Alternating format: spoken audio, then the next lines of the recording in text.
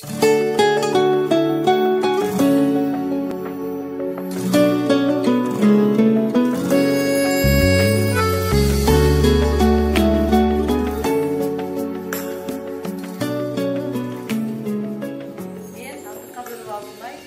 эстафетасын кабыл алдым. Жана Каракөл шаарындагы номер 3 Фрунзе атындагы жалпы билим берүү орто мектеби үчүн Мухаммедкалый Турсуналиевдин Баамчыл бака чыгармасын окуп берем. Дабыш чыгарып бака шака, кудук түбүндө чардап жатар эле бака. Кимдир бирөө суу алыш үчүн түшүргөндө кудукка чака, бакаага олтурду да сапар тартты сырт жака. Жер үстүнө чыга келип, айланага көз жиберип, байкамак болду бака. Башкалардын айткандарынын канчасы туура, канчасы ката. Ал эми жер үстүндө машырланып жаңы чыккан күнгө, кыймылга киргенде эле жан-жаны бар өсүмдүктөр мүлдө. Бурук суган гүлдөр жайнап, мукам үндүү булбул сайрап, жай мезгили толукшуган, суктан аарлык болуп турган. Дан жыттанып талаа жактан, шыкаалашып мөмөлөр шактан, айтор жер үстүндө жыргал күн өкүм сүрүп жаткан. Мына ушуларды көрүп, бака кубанса боло, бирок анын көңүлү айнып, жүрөгү баштады катуулап сого. Жаргак шымы бүт курушуп, өзү менен өзү урушуп, бакалуу оорун дирдеңдетип, кудукка кайра түштү, колу бутун сербеңдетип. Кудук түбүнө түшөөрү менен бака көргөн билгендерин баяндагыча шашты белем. Жердин үстү курусун, бардык бурчунда болдум, бирок таппадым биздин кудуктан дурусун. Эптеп аман кайттым, бар экен да ырысым.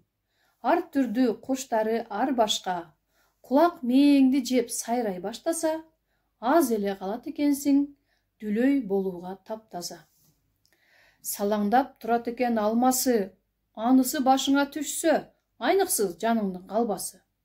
Суу дегенди болот экен, аяк башына көз жеткиз. Эгер ага түшүп кетсең, агып өлөрүң шексиз. Кайда барсаң да гүлдөр, ак, көк, кызгылт, алардан чыгат экен сасык жыт. Ошентип абасынын жаманын сураба.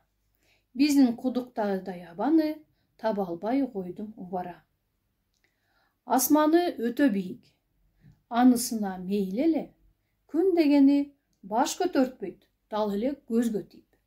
Корозу жүрөт, тумшугу менен жер чыйып, биздин тукумга кас окшойт. Мени көрүп ачуусу келди тиртип.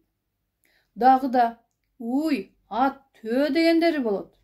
Айта берсем түгөнбөс жомок. Эгер болуп келсеңер, айбанаттардын ичинде көрөр элеңер. Өмүрдүн турганын дал бычактын мизинде. Мына ошентип кыйынчылыктардын кырын ашкан, кудук түбүндөгүлөргө белгисиз кыйла жаңылык ачкан, азырынча жалгыз менмин, жарык дүйнөнүн сырын ачкан. Бүткөн соң айтып жомогун, бака коңулга кирип уйкуга кетти, бүлкүлдөтүп богогун. Балдар, бул тамсилдеги бир гана арман, турмуштун эмне экенин билбей туруп, бакадай бакылдаган жаман. Балдар, силерге суроо. Биринчиси, бака мурда кайда жашачу? Ал жер үстүнө чыгып, жер үстү жөнүндө эмне деп айтты? Жана, силер кандай ойлойсуңар? Баканын айткандары туурабы? Силерге жактыбы? Бака мурда кудукта жашачу. Желекке суу алганда кошо отуруп чыгып кеткен. Бака асманы бийик, гүлдөрү сасык, жаныбарлары көп, суусу чоң деп айтты. Бака жер үстүндөгү кооз нерселерди сүрөттөп, кооздоп айтыш керек эле. Баканын калпычылыгы мага жаккан жок.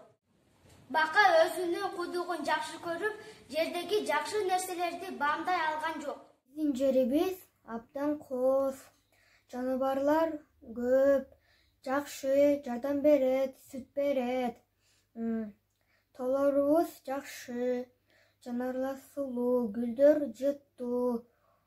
Асман бийик, караңда жылдыздар болот, ай болот. Дагы алыс жерге барганда жакшы жерлердин бамдайлы. Ушул китеп менен бирге окуу эстафетасын кийинки окурманга тапшырдым.